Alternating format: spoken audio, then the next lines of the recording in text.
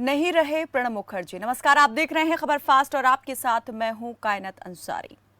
31 अगस्त सोमवार का दिन जाते जाते एक और दुखद समाचार जो है दे गया है। पूर्व राष्ट्रपति प्रणब मुखर्जी अब हमारे बीच नहीं रहे हैं। 84 साल की उम्र में उन्होंने अंतिम सांस ली, लेकिन उनका जाना भारतीय राजनीति के लिए एक बड़ी क्षति के रूप में देखा जा रहा है। वो अपने पीछे एक ऐसा खालीपन छोड़ गए हैं जिसे भर पाना कह सकते हैं कि नामुमकिन ही है। राजनीतिक गलियारों से लेकर के देश के तमाम जगहों से, देश भर से उनके इस तरह से चले जाने को लेकर के शोक प्रतिक्रियाएं सामने आ रही हैं और आज हम इसी पर बातचीत करेंगे। प्रणब दा, जिन्हें प्यार से प्रणब दा भी कहा जाता था, पूर्व राष्ट्रपति प्रणब मुखर्जी का राजनीतिक करियर और किस तरह से उन्होंने अपने इस राजनीतिक जीवन में हर पल को जिया और कैसे वो एक उत्कृष्ट नेता के तौर पर उभर कर सामने आए हैं, इस पर हम ज्यादा बातचीत करेंगे। हमारे साथ इस वक्त हमारे एडिटर इन चीफ सीमा गिल हमारे साथ जुड़ी हुई हैं। बहुत स्वागत है आपका सीमा जी। और जिस तरीके से पूर्व राष्ट्रपति प्रणब मुखर्जी गए हैं, इसको लेकर के तमाम जो राजनेता हैं उनकी प्रतिक्रियाएं सामने आ रही हैं। अगर उनके राजनीतिक जीवन को देखें संक्षेप में, आप क्या कहना चाहेंगे उनके इस करियर को लेकर के और कैसे देखती हैं एक नेता के रूप में? कायनात, सबसे पहले तो खबर फास्ट परिवार की तरफ से हम श्रद्धांजलि अर्पित करते हैं हमारे पूर्व राष्ट्रपति प्रणब मुखर्जी को। उनका करियर एक राजनीतिक विरासत के रूप में हम सबके सामने है, क्योंकि पिछले 5 दशक करीब उन्होंने जो राजनीति को दिया, भारतीय राजनीति को दिया है, वो यकीनन हम सब के लिए विश्वसनीय रहेगा। लर्निंग का एक ऐसा पीरियड जिसको हम उनकी करियर को देख देख के सीखेंगे कि राजनीति और बुद्धिजीविता दोनों एक साथ कैसे काम करती हैं। क्योंकि जो प्रणब मुखर्जी हैं उनको सिर्फ राजनीतिक के तौर पर ही नहीं बल्कि बुद्धिजीवी के तौर पर भी राजनीतिक गलियारों में उनका नाम लिया जाता है। एक ऐसा करियर जो 5 दशक से उन्होंने जिया है, उसमें उन्होंने अलग अलग तरह पे काम किया, अलग अलग लीडरशिप के अंडर में काम किया। देश के तमाम बड़े बुद्धिजीवियों के साथ में उन्होंने अपने करियर की शुरुआत करके और राष्ट्रपति के अंतिम जो सबसे उच्च पद है देश का, वहाँ तक वो पहुँचे हैं। तो ये छोटी बात नहीं है। जिस तरीके से आप देखेंगे कि उन्होंने अपनी जो शुरुआत की वो हम कह सकते हैं कि एक वो प्रोफेसर भी रहे हैं, एक पत्रकार के तौर पर भी उन्होंने अपना कार्य, अपने जीवन की शुरुआत की और उसके बाद वो राजनीति में पहुंच के राजनीति के शीर्ष पे पहुंचना, ये अपने आप में बड़ा चुनौतीपूर्ण था। लेकिन प्रणब मुखर्जी ने बड़ी सहजता के साथ इन सब जो जिम्मेदारियां हैं उनको निभाया और तमाम अटकलों के बीच में, वाद विवादों के बीच में वो हमेशा अपने धैर्य को जिस तरीके से मेंटेन करते थे, ये आज के राजनेताओं को और राजनीतिक पृष्ठभूमि के लिए एक सबक है कि हमको ये देखना कि किस तरीके से बहुत सारी असमंजस की स्थिति में भी वो अपनी जो धैर्य थे उसको खोते नहीं थे और अपने बैलेंस, एक बुद्धिजीवी व्यक्ति का जो परम कर्तव्य होता है कि वो किस तरीके से हर तरह की परिस्थिति में अपने माइंड को बैलेंस करते हैं और एक विजन के साथ में आगे बढ़ते हैं। उसी तरीके से उन्होंने ना सिर्फ कांग्रेस पार्टी के लिए बल्कि देश के लिए बहुत ऐसे एग्जाम्पल सेट किए हैं जो मुझे लगता है कि आने वाले हम सब के लिए एक सबक का काम करेंगे। बिल्कुल, देश की राजनीति में तो उन्होंने एक अहम योगदान दिया ही है, लेकिन अगर कांग्रेस से उनके जुड़ाव को देखा जाए तो इस सफर को आप कैसे देखती हैं? कांग्रेस में कह सकते हैं कि बहुत लंबे वक्त तक वो साथ रहे।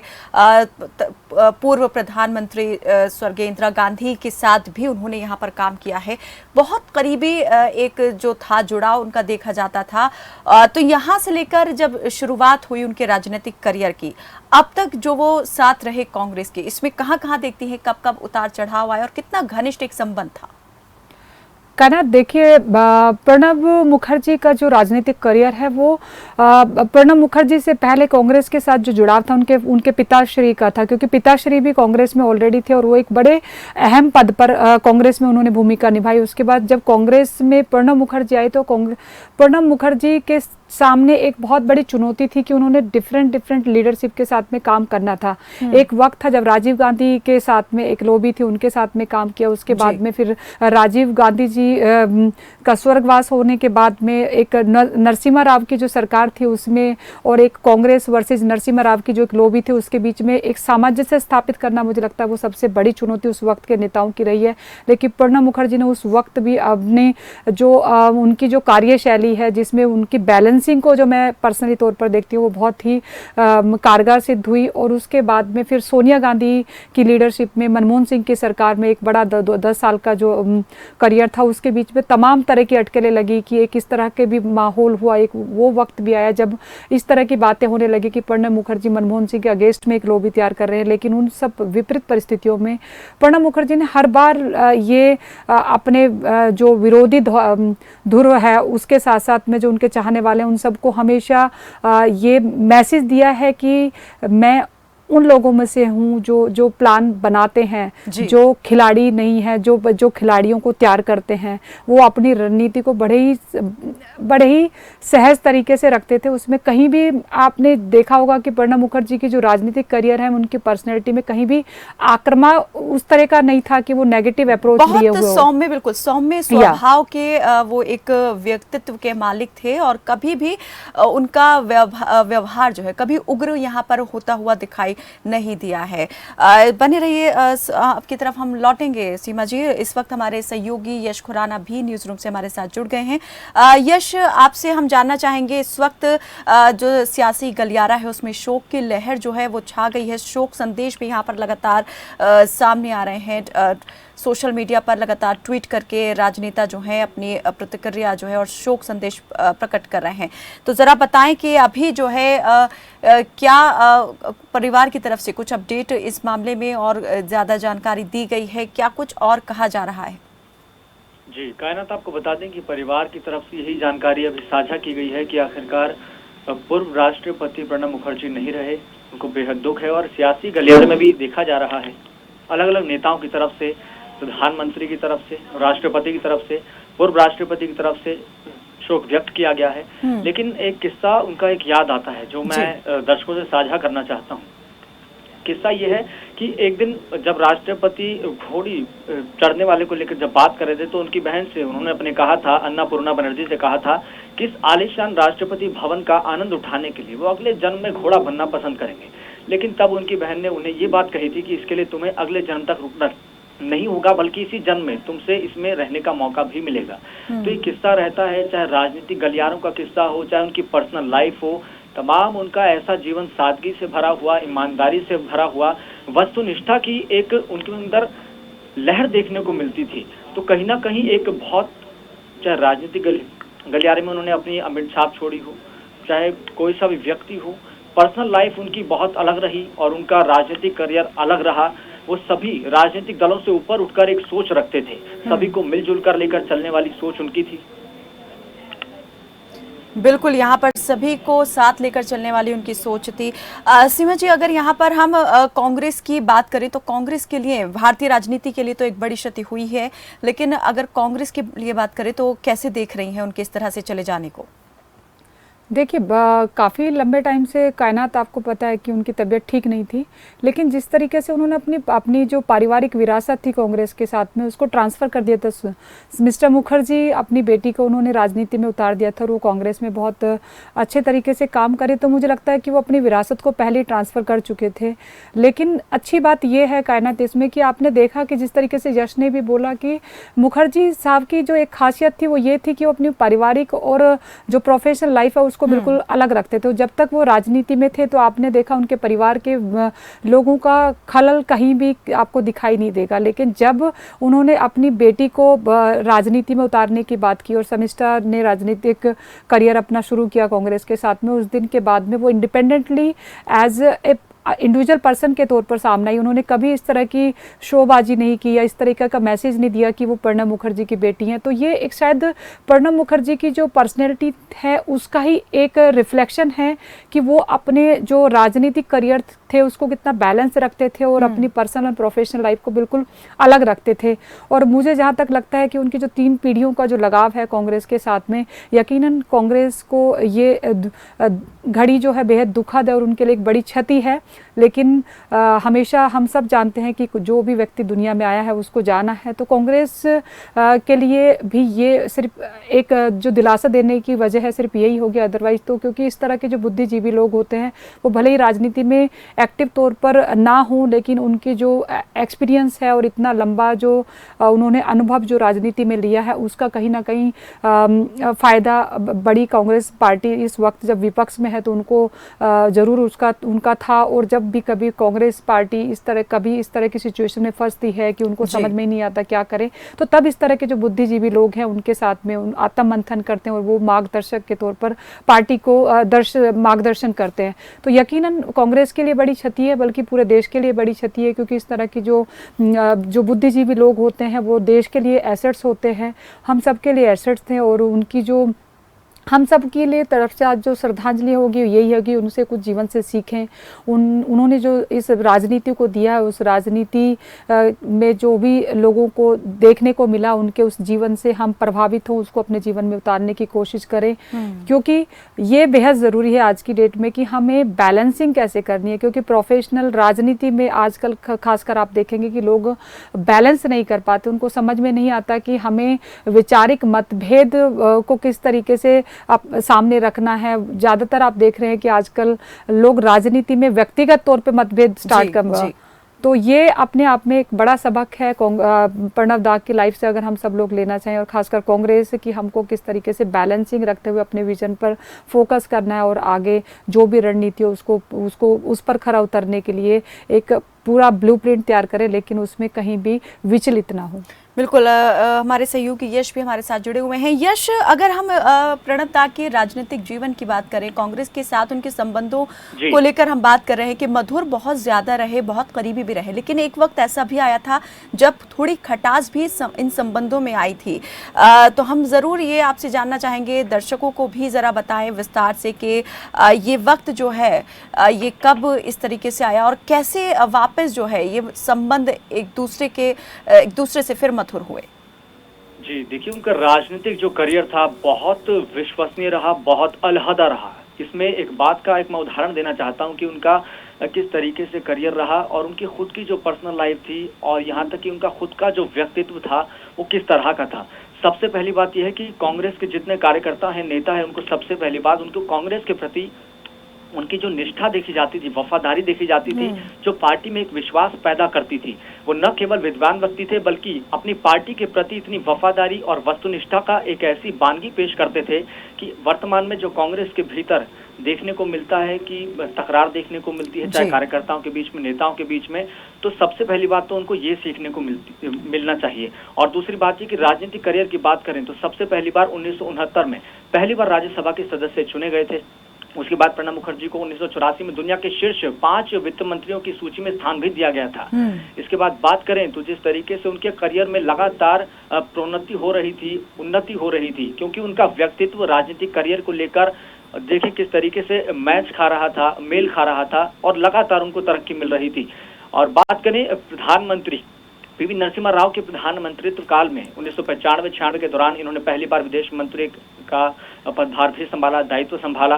कांग्रेस पार्टी की सबसे ज्यादा और सबसे शक्तिशाली इकाई कांग्रेस कार्य समिति के सदस्य बने, कोषाध्यक्ष, महासचिव, केंद्रीय चुनाव समिति के सदस्य के रूप में पार्टी में अपना अमूल्य योगदान दिया। मतलब चाहे कोई सा भी पद हो उन्होंने बखूबी अपना निभाया, वस्तुनिष्ठा के साथ निभाया। बड़ी बात यह रही कि कांग्रेस पार्टी के प्रति जो उनकी वफादारी थी, ईमानदारी थी, वो आखिरी सांस तक रही। किस तरीके से निभाया जा सकता है, तो कांग्रेस के कार्यकर्ताओं को नहीं बल्कि सभी राजनीतिक दलों को ये बात सीखनी चाहिए, उनसे एक उदाहरण के तौर पर, मिसाल के तौर पर जीवन में उतारना चाहिए। बिल्कुल, जिस तरीके के संयम और धैर्यशील वो व्यक्ति थे, उनकी इस बात से ही अंदाज़ा लगाया जा सकता है। सीमा जी, जिस तरीके से पूर्व प्रधानमंत्री इंदिरा गांधी का जब स्वर्गवास हुआ, उस वक्त यहाँ पर सबसे प्रबल दावेदार वो माने जा रहे थे प्रधानमंत्री पद के लिए, लेकिन राजीव गांधी को जब प्रधानमंत्री बना दिया गया और उसके बाद कैबिनेट तक में जगह नहीं मिली, तो थोड़ा यहाँ से कह सकते हैं कि दूरियाँ बढ़ी थी। प्रणब दा अलग भी हुए थे और कांग्रेस से अलग हटके अपनी पार्टी भी बना ली थी।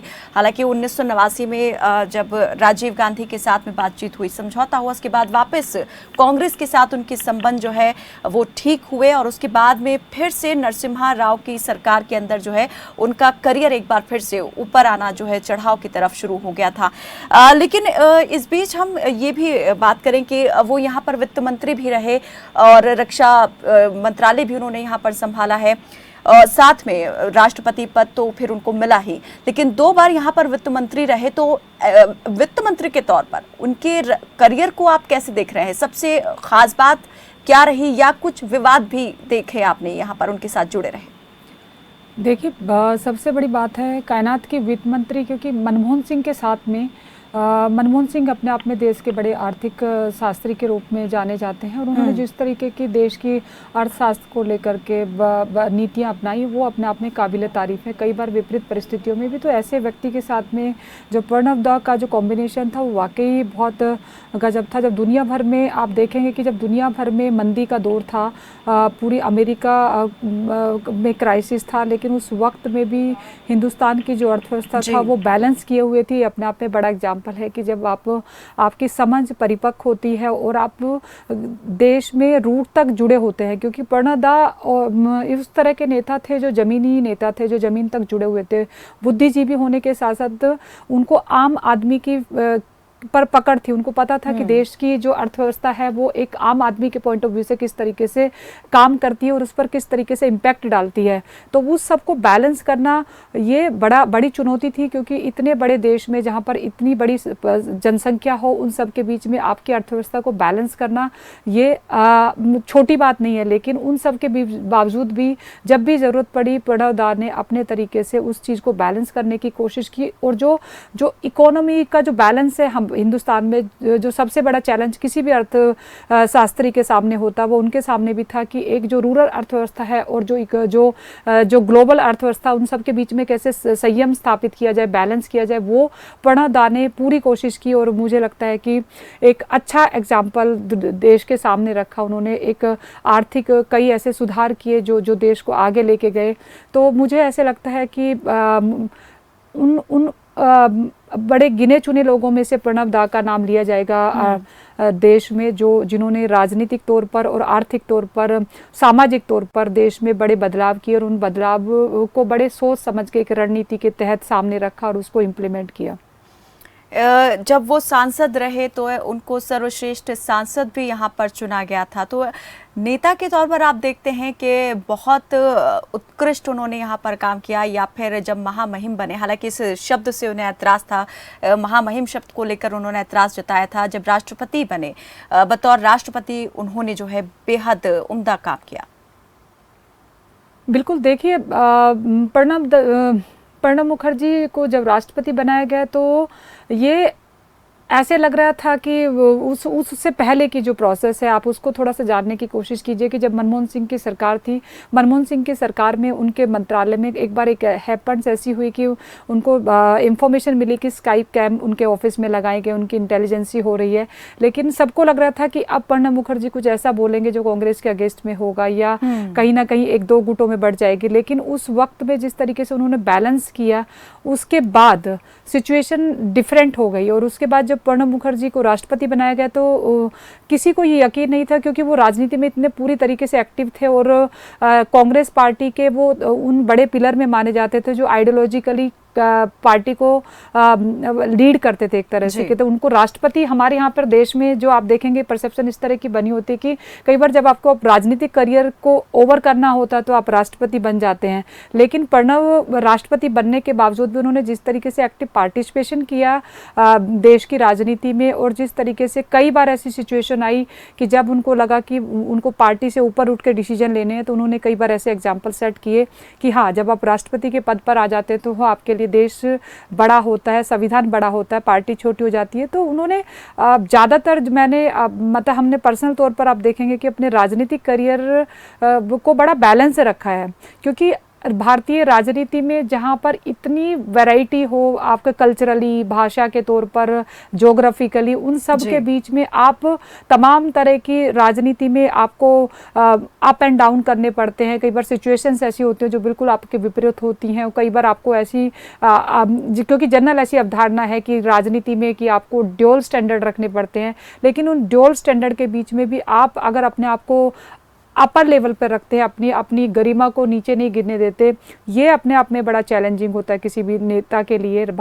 और हम दावे के साथ कह सकते हैं कि जो प्रणब मुखर्जी का जो जीवन कार्यकाल था, पूरे राजनीतिक सफ़र जो रहा अभी तक का, वो बड़ा ही गरिमापूर्ण रहा। उसमें कहीं भी उन्होंने अपने जीवन शैली को या अपने राजनीतिक करियर में अपने तरीकों को कभी भी नीचे नहीं गिरने दिया। बिल्कुल। यश, अगर हम यहाँ पर बात करें, जो उनके विरोधी नेता रहे, यहाँ पर विपक्ष के नेताओं की बात करें, विपक्ष के नेता भी उनके जो राजनीति है, राजनीतिक समझ है, काम करने का तरीका है, उसके कायल थे। अगर कोई ऐसा किस्सा जिसको लेकर के यहाँ पर विपक्ष ने उनको सराहा, अगर आप हमें बता सके, दर्शकों को बता सकें तो जरूर बताएं। जी बिल्कुल, मैं आपको बताना चाहता हूं कि एक किस्सा रहा था जब आरएसएस का अधिवेशन हुआ था, अभी 2 से 3 साल पहले की बात है। तब राष्ट्रपति होने के नाते जब उन्होंने वहां पर जाना जरूरी समझा, और उनके लिए एक ये बड़ी चुनौती थी, क्योंकि कांग्रेस के भीतर ये बात सामने आ रही थी कि एक कांग्रेस की तरफ से अपना प्रतिनिधित्व करते हुए आप आरएसएस के प्रोग्राम में जाएं, अधिवेशन में जाएं, जो कि अपने आप में विचारधाराओं को लेकर बात होती है।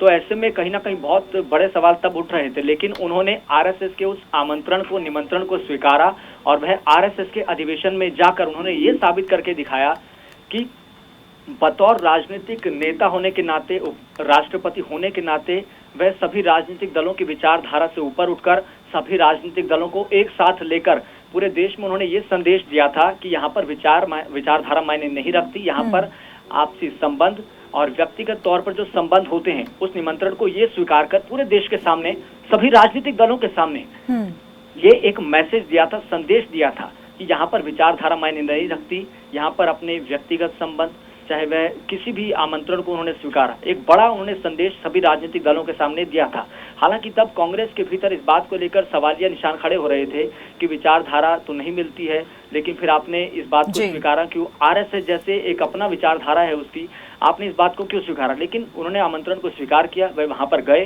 संदेश दिया सभी राजनीतिक दलों के सामने। यश, बिल्कुल, यहाँ पर ये किस्सा तो है ही, इसके अलावा भी क्या आपको इससे कुछ और मिलता जुलता इसी तरह का कुछ और भी याद आता है कि जब उन्होंने इस तरह का साहसिक जो है अपने व्यक्तित्व का परिचय दिया? जी, एक किस्सा। चलिए, फिलहाल के लिए वक्त इजाज़त हमें नहीं दे रहा है आगे और बातचीत को जारी रखने के लिए। बहुत शुक्रिया यश, हमारे साथ इस तमाम बातचीत में जुड़ने के लिए, और हमारे एग्जीक्यूटिव एडिटर भी हमारे साथ जुड़े, सीमा गिल। तमाम बातचीत चर्चा उन्होंने यहाँ पर की। पूर्व राष्ट्रपति प्रणब मुखर्जी के जीवन से जुड़े उनका भी बहुत धन्यवाद। तो पूर्व राष्ट्रपति और देश के सर्वोच्च नागरिक सम्मान भारत रत्न से नवाजे गए प्रणब मुखर्जी अब हमारे बीच नहीं रहे हैं। 84 साल की उम्र में उनका निधन हुआ है, और उनके बेटे अभिजीत मुखर्जी ने खुद ट्वीट करके इस बात की जानकारी दी है। लेकिन अपने पीछे वो एक ऐसा खालीपन छोड़ गए हैं भारतीय राजनीति में जिसे भर पाना शायद ही मुमकिन हो। फिलहाल के लिए मेरे साथ बस इतना ही। आप देखते रहिए खबर फास्ट। नमस्कार।